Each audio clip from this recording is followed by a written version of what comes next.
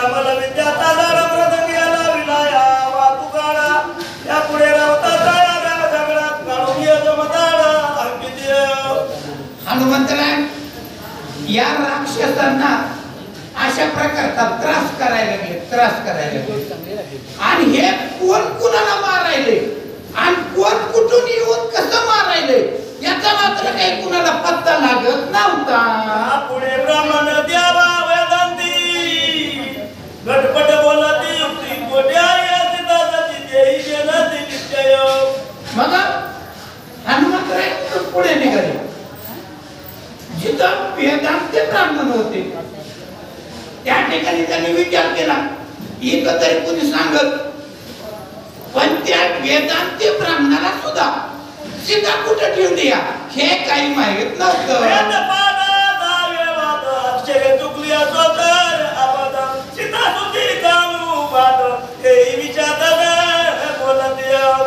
शास्त्र जर वाचायचं तर शुद्ध वाचावं शुद्ध आणि एक शब्द जर शास्त्राचा चुकला एक अबध जर शब्द आला तर त्याला ते सगळं बघावंच लागते जमतच नाही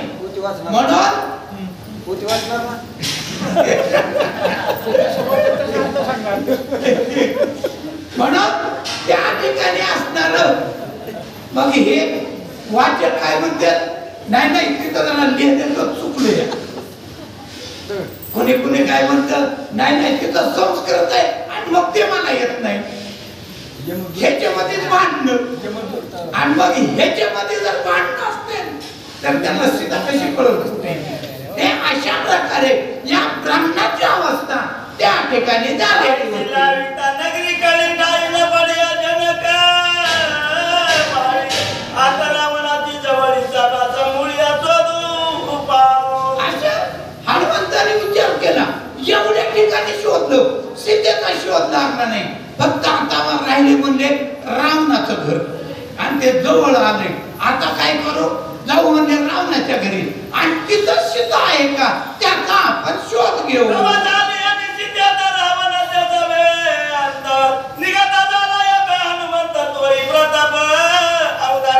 आणि मग तेवढ्या वेळात असा विचार केला हनुमंतराय रावणाच्या घराकडे निघाले. आता हनुमंतराय रावणाच्या घरामध्ये जाऊन प्रताप कशा प्रकारचा करते ते आपण ऐकणार.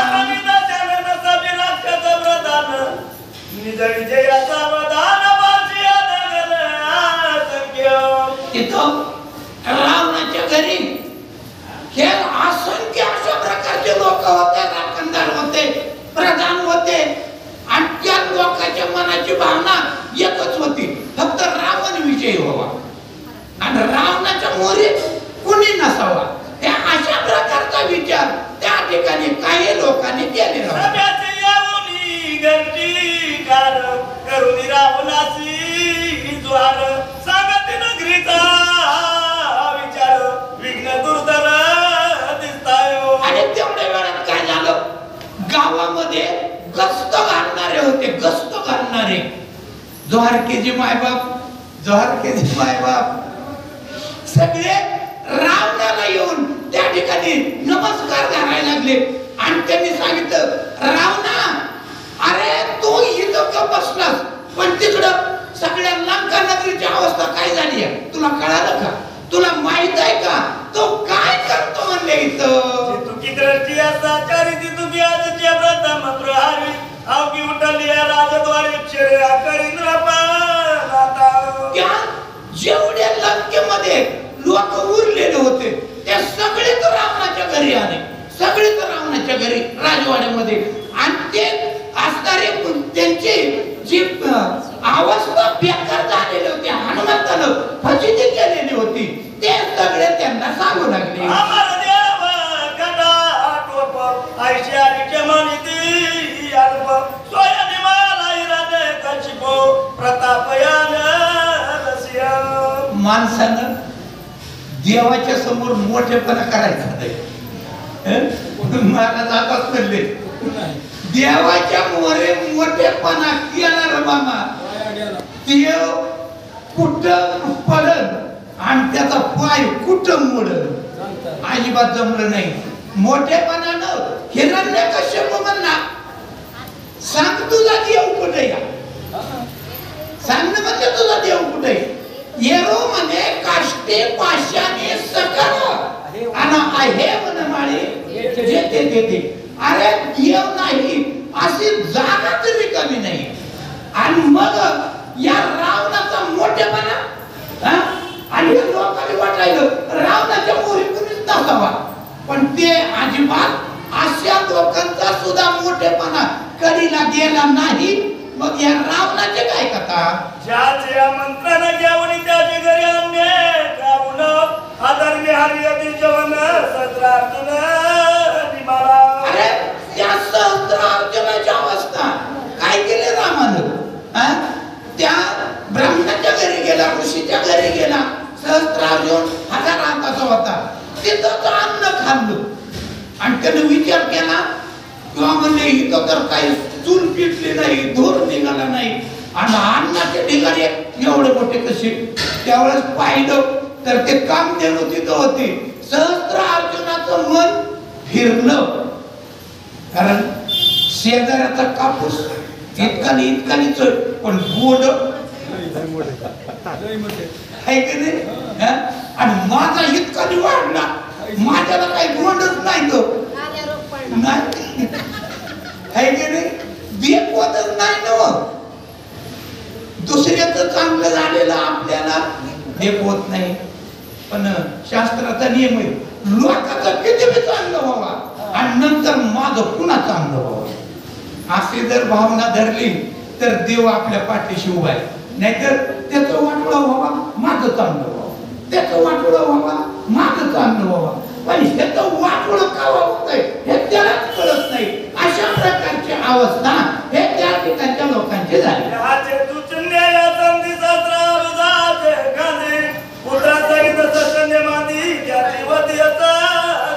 आणि मग त्यावेळेस काय झालं, या सहस्रार्जुनाचे सगळं सैन्य मारलं, त्याचे सगळे पोरं मारले, सहस्रार्जुनाला मारून टाकलं. या अशा प्रकारची अवस्था त्या ठिकाणी झाली.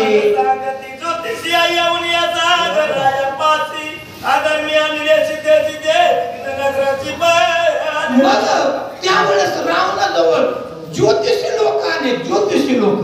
आणि त्या ज्योतिषी लोकांनी सांगितलं, रावणा अरे तू सीता घेऊन आलास हे खरं या, हे अधर्माचं कार्य केलं आणि त्याच्यामुळं हे सीता तुझ्यावर रागावली, राम तुझ्यावर रागालाय.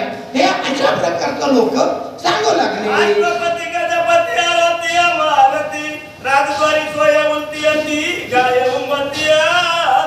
अरे एवढाच विचार करणं, एवढे मोठे हत्ती, एवढे मोठे मोठे घोडे, पण राजाच्या दरवाजाजवळ आले का आपण मोठ्या उलटून पडते त्या आणि मोठ्या मोठ्यानं वरत आहे. अरे हे काय प्रकार आहे. रावणा विचार कर.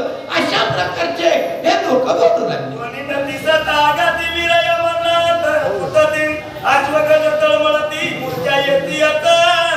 अरे त्यांना मारतोय खरं, पण कोण मारतोय हेच कळत नाही.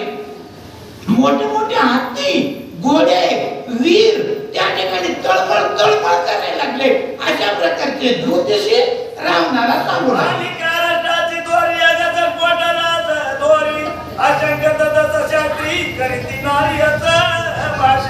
आणि मग तसेच मोठे मोठे असणारे शास्त्री, ते शास्त्री बी जाऊ रावणाजवळ यायले आणि त्याला सांगायले. रावण नाही ऐकला का त्याचं शब्द करायला लागले. अशा प्रकारची अवस्था.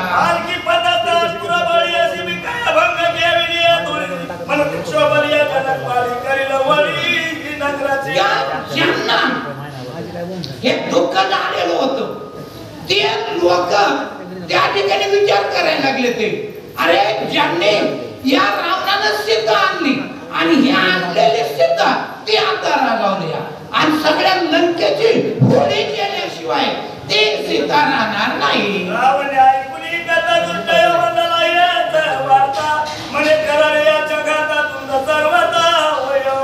त्यावेळेस रावणानं म्हणायचं हे काय बडबड करायला लागलं, ह्याला काही कळतं का नाही. उगाच काही बोलायला म्हणजे आपल्याकडून ह्याला मारून टाका बरं म्हणले. सांगितलं की कुणाला पटत नाही आणि खोटं सांगितलं की लई चांगलं लई चांगलं त्या अशा प्रकारची अवस्था त्या ठिकाणी उत्पन्न झाली.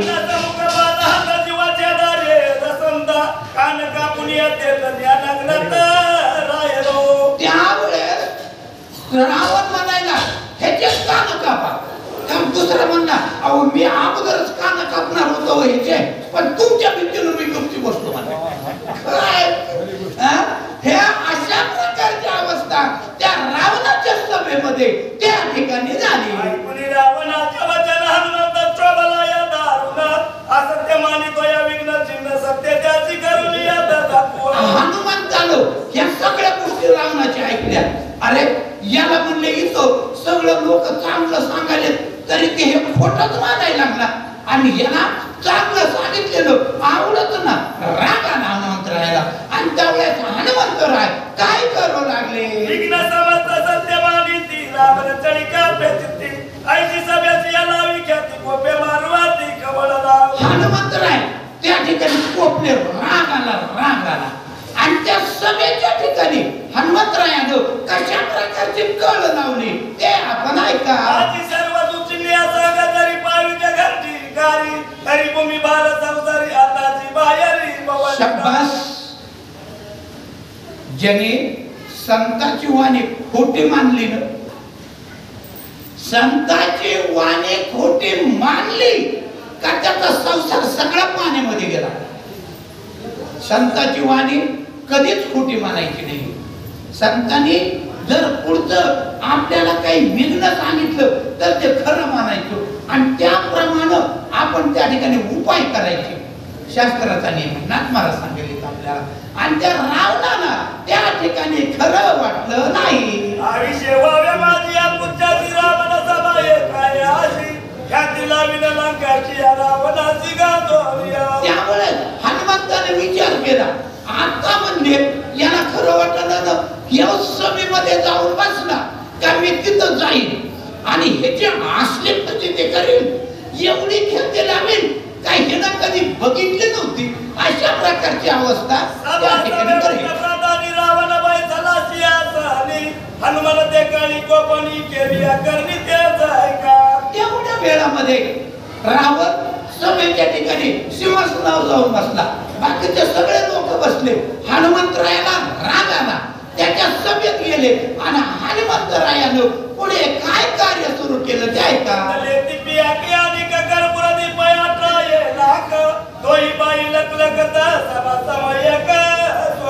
काय झालं या सभेमध्ये दोन्हीकडून त्या ठिकाणी दिवे लावलेले होते. दिवे आणि काही कापराचे दिवे होते काही त्या ठिकाणी असणार तेलाचे दिवे काही तुपाचे दिवे. हे असे दिवे लखलख करीत होते. सगळा उजेड त्या सभेमध्ये पडलेला होता.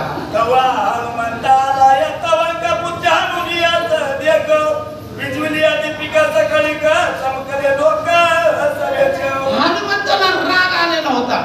ताबडतोब हनुमंतराय त्या ठिकाणी गेले आणि नुसता शब्दाचा झणकार केला.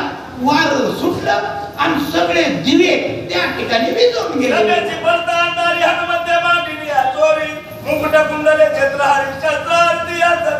अंधार पडला. त्या हनुमंतरायाला संधी सापडली. चोर कवा चोरी करते अंधार पडल्यावर हे तर अंधार पडला. हनुमंतराय म्हणते आता आपलं काम फक्त झालं. लगे हनुमंतरायानं त्या रावणाच्या डोक्यावरलं तो असताना मुकुट किरीट कुंडल हे सगळं रावणाचं हिसकावून घ्यायला सुरुवात केली.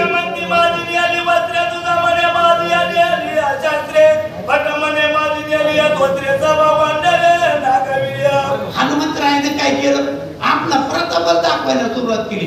कोणी मोठ्याच वाटलं माझे धोत्र नेले. दुसरं म्हणतंय अरे माझं छत्र नेलं. तिसरं म्हणतंय अरे माझं शर्ट नेलं. सगळे लोक त्या ठिकाणी अशा प्रकारचे वरडायला लागले. असला गोंधळ त्या रावणाच्या सभेमध्ये झाला. कुंडले घेता खाली तोडी, वस्त्र घेता डोळे पोळी, पटे घेता बहुमोळी, केली आता जवळी राक्षसा. हनुमंतानं काय केलं? ज्याच्या कानात ते कुंडल आहेत का, ते कुंडल ओढायचे. कसे ओढायचे? त्याचा कानच बाजूला, काहीच राहायचं नाही. कोणी एखाद्याच्या हातामध्ये शस्त्र असलं का, त्या हनुमंताला याला ओढून घ्यायचं आणि त्याचे डोळे काढून शेण टाकायचे. हे अशा प्रकारचं कार्य हनुमंतानं त्या ठिकाणी सुरू केलं. कुठं घेता मस्तका फोडी, कधी सूत्राची माजया बोळी, मुद्रिका घेता अंगोळी, पुकळे केली आता जवळी राक्षसा. त्याने काय करायचं? त्या डोक्यावरला मुकुट घेतला,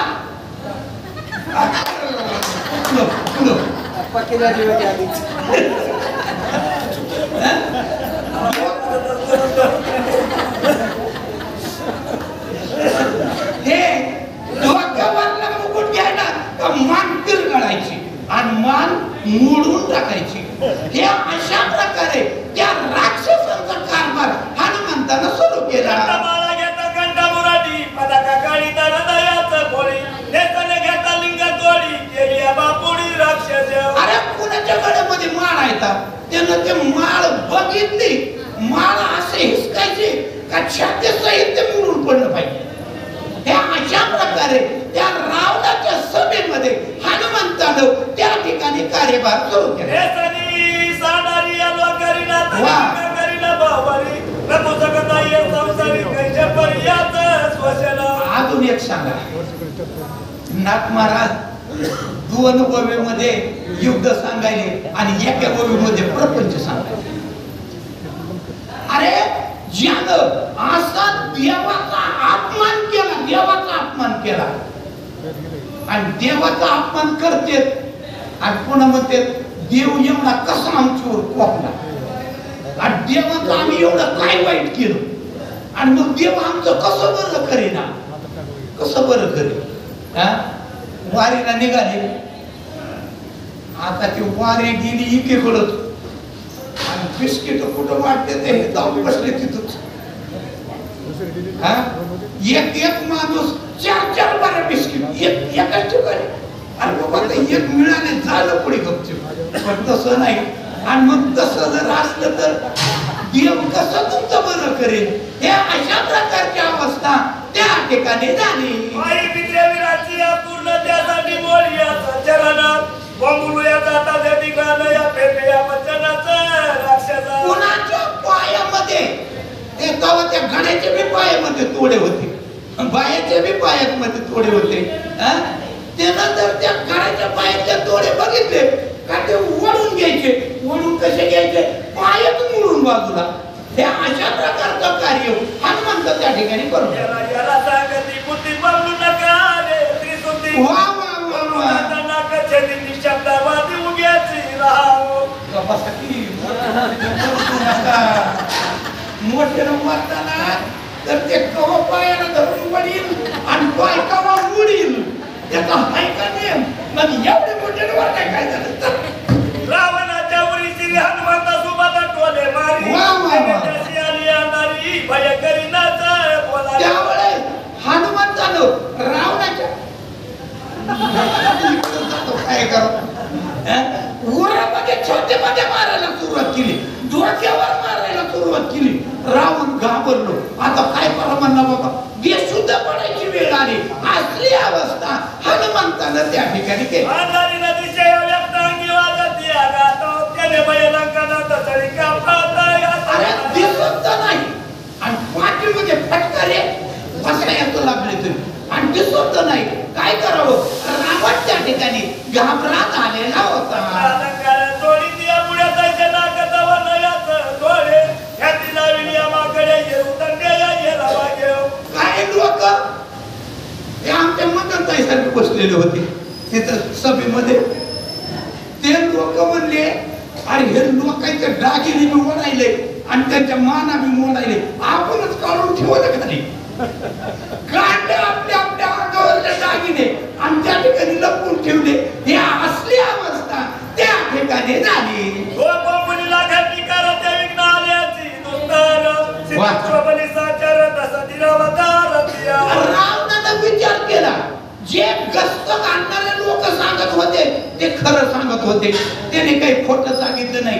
पण मी त्यांचा खोटं ठरविलं आणि म्हणून ही असली फजिती आता माझी व्हायला लागली. जानकी कोणी अद्भुत त्याने सोडीला पुच्छे घेतो, रावण मेला की तिथं कोणी माननाचं सांगावे. कारण या सीतेला ज्या ठिकाणी मी आणलं चोरुशीने, पण हे म्या काही चांगलं काम केलं नाही. कारण इथं जे असणार एक संकट आलं. संकट कोणतं संकट आलं?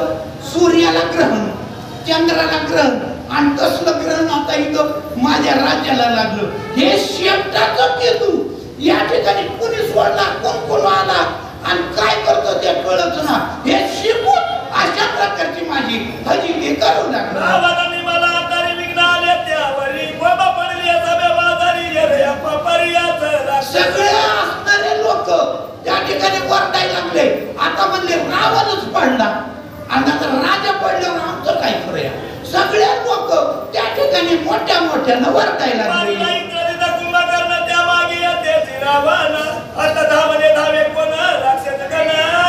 अरे इथं म्हणले इंद्रजित मारला, कुंभकर्ण मारला, रावण बी मारला, आणि बघा आता आपल्याला सोडवायला कोणी येईल आणि आपल्याला कोणी सोडवावा. अशा प्रकारचे ते राक्षस त्या ठिकाणी मनात विचार करू लागले. दीपका गेल्या तुला राक्षस बनवले कंदन तसे म्हणतात. अरे या ठिकाणी असणार हे सीता आणले आणि विघ्न आलं म्हणले लंकेवर. रावण मेला, कुठे त्याचा पत्ता नाही, प्रजेचं काय झालंय ते बघायला येईना. अशा प्रकारचे लोक त्या ठिकाणी चर्चा करू लागले. सूत्र अभिमानी निघाले चोर, नागविले थोर थोर निचार पळवतोय पातिय. असं हे असणारे राक्षस अगदी काही लोक शांत बघून उभं राहून बघायला लागले. अरे म्हणले सगळे राक्षस नागविले, रावण नागविला, या ठिकाणी असताना उजेड नाही, कोण हे काम करते ते दिसत नाही, काय करावं. अशा प्रकारचा विचार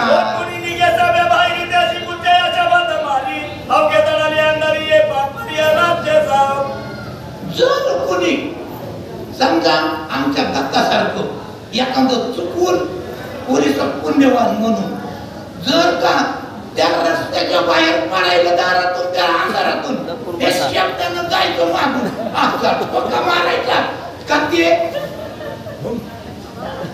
पुन्हा पुढे नाही गेलं पाहिजे.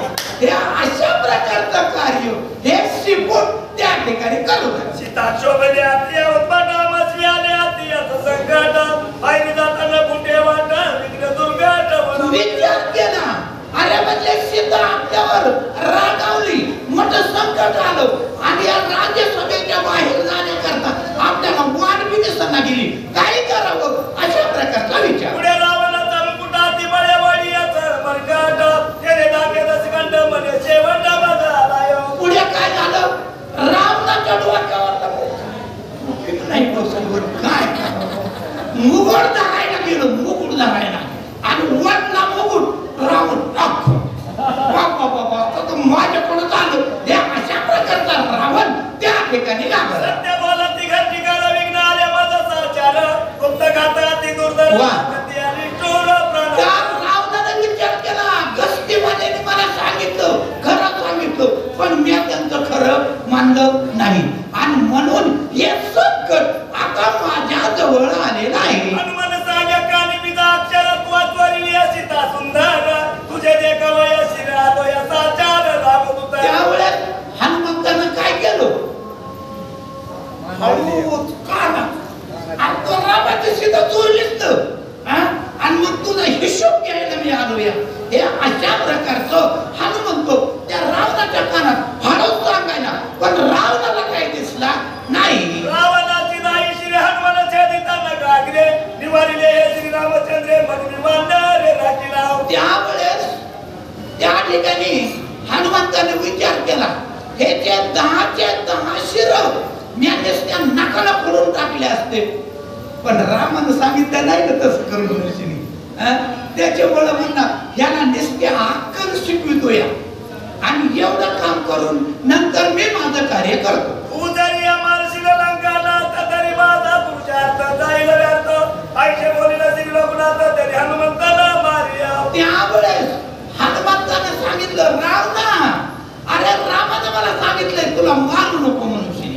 म्हणून मी गपचूप या.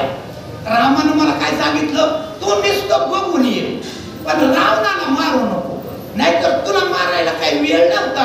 हे हनुमंतो त्या रावणाच्या कानात सांगू लागले. पंढरे लाविताचे हात रावण झाला, त्याच ब्रह्माचा कानी तो पडला या गुप्तार्थ लंकनात तोच नेदेव. त्यावेळेस काय झालं, या रावणाच्या कानामध्ये त्या ठिकाणी असणार सांगितलं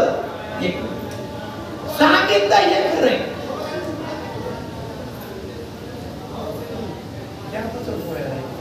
मी त्यासारखा अपमान करू नको बाबा, पाया पडून सांगतो.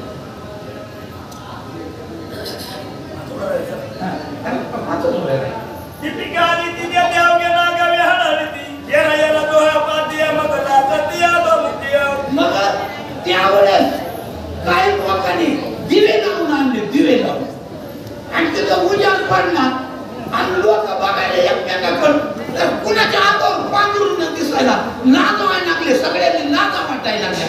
काय करावं, त्या असल्या प्रकारची फजिती त्या ठिकाणी झालेली होती. एकाची वळली बोबडी, एक दगदगीयाचं उपळी, एक केवळ झाली वेळी आलाय दाढी पुच्छ घेत.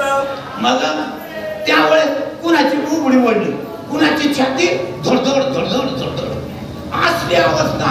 आणि म्हणले या शेपटाच्या केतून आपली पाठ फिरवली बाबा. म्हणले काय करावं, एक झाली दात फाडी, एक केवळ झाली मडी, एक हाती बापुडी आला दाढी पुच्छ घेत.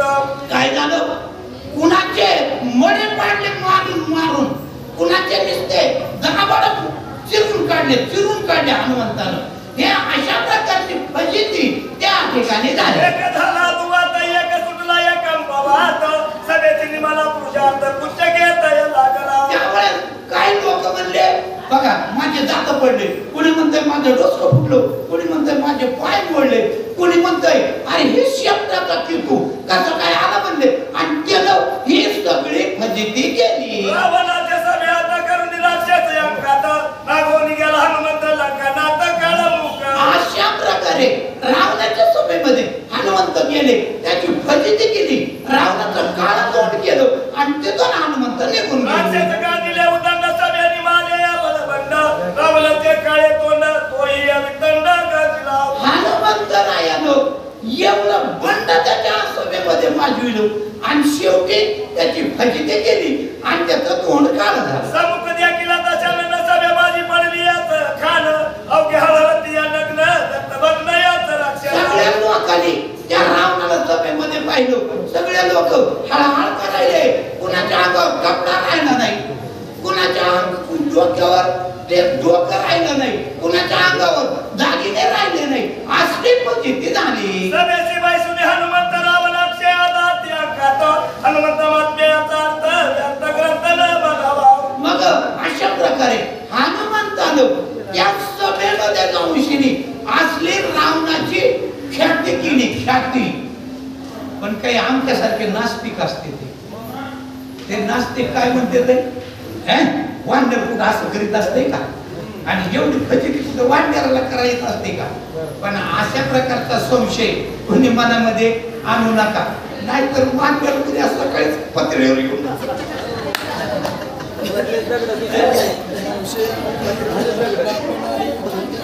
अशा प्रकारचा संशय कोणी मनामध्ये आणायचा नाही. एक श्लोकाचा श्लोकार्थ तुका एक गुप्तया प्रतिमावियाचा वचितव्या पत्ते संताचे. तेव्हा या ठिकाणी नाथमारा सांगाले एका श्लोकाचा अर्थ अत्यंत गुपित आहे, पण ते अर्थ मी तुम्हाला थोडके सांगतो. आणि रामायण ऐकणारे आजच्या दिवसापुरते होऊ का सप्त्यापुरते होऊ, पण सगळे संत आहेत. तुम्हाला उपमा कशी दिली नाथ महाराजांनी, संतांची उपमा दिली. मग आता कुणाच्या गळ्यात माळे असत्याला नाही तर कुणाच्या गळ्यात नसत्याला, पण ज्याच्या गळ्यात माळा नाही का त्याला मी नाथ महाराज संत म्हणायला पाहिजे. मग बघा बाबा, आता नाथ महाराजांनी तुम्हाला संत म्हणले तर माळे घाला. हे अशा प्रकारचे असणारे काय करावं.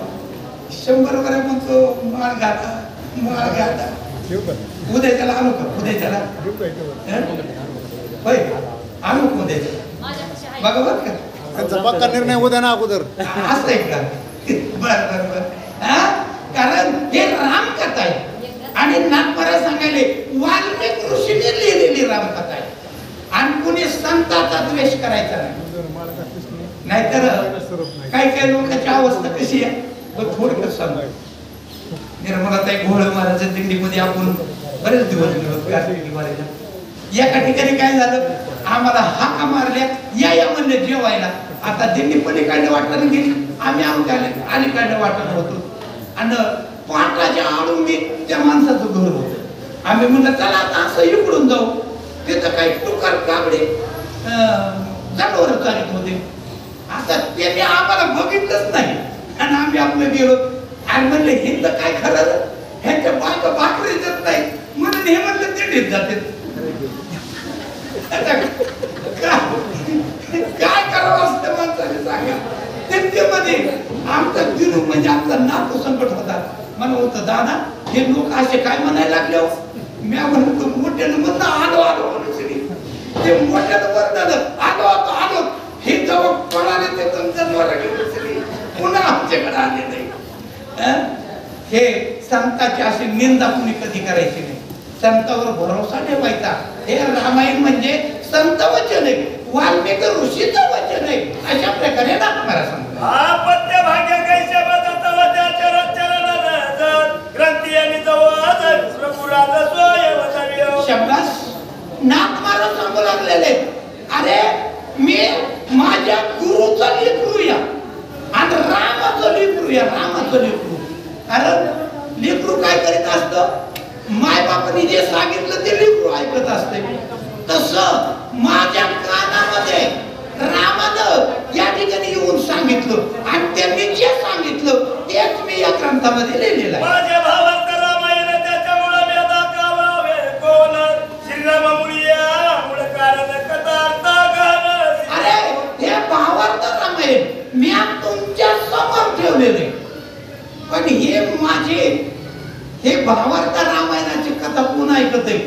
माझा राम आहे माझ्या पाठीमागे उभा राहिलेला आणि माझा राम हे माझी कथा ऐकतो या आणि तेच राम माझ्या कानात सांगतोय आणि त्याप्रमाणे मी लिहित आहे. माझ्या वदते वचन अक्षरी अक्षरी श्रीराम पूर्ण माझ्या बुद्धीचे गुहे ज्ञान चैतन्य घन श्रीराम. नागपरा सांगायला लागले वा ग्रंथ लिहिण्याची ताकद माझ्यामध्ये नाही आणि काय द्यावा हे मला कळत नाही पण प्रत्येक अक्षरामध्ये राम भरलेले आहे आणि त्या रामाने जे मला सांगितलं तेच मी तुमच्या समोर ठेवलेलं आहे. हृदय श्रीरामाने कुणी जाण बळे करवी रामायण ग्रंथाच्या मुळी रघुनंदन ग्रंथार्थ घन श्रीराम. रामाने काय केलं बळच राम माझ्या घरला आले आणि मला झोपेतून उठविलो. उठ बाबा आणि रामायण लिहि आणि मला तर काही कळत नाही. मी सरळ सांगितलं बाबा रामायण लिहायची ताकद माझ्यामध्ये नाही आणि तसंच रामायण सांगायची ताकद माझ्यात नव्हती. पण आमचे रामभाऊ संत अर्ध्यातूनच आम्हाला सोडून गेले. त्या महात्म्याचा खरा आशीर्वाद आहे आम्हाला आणि त्यांच्या आशीर्वादावर मी आज तुमच्या समोर एवढे मोठे सांगतोय. कारण संत कृपा झाली आणि इमारत फळा हे संतांचा असा आशीर्वाद या ठिकाणी असतो.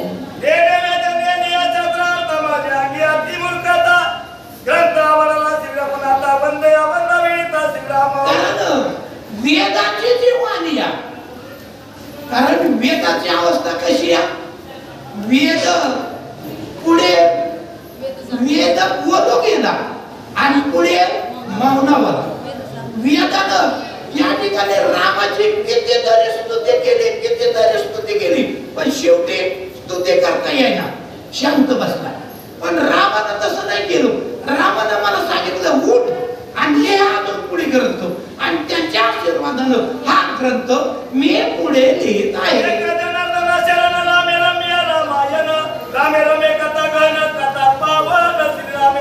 नागपरा सांगू लागले हे असणार रामायण म्हणजे अत्यंत रम्य अशा प्रकारचं आहे आणि हे रम्य रामायण मी माझ्या गुरुच्या कृपेनं मी तुमच्या समोर ठेवलेलं आहे.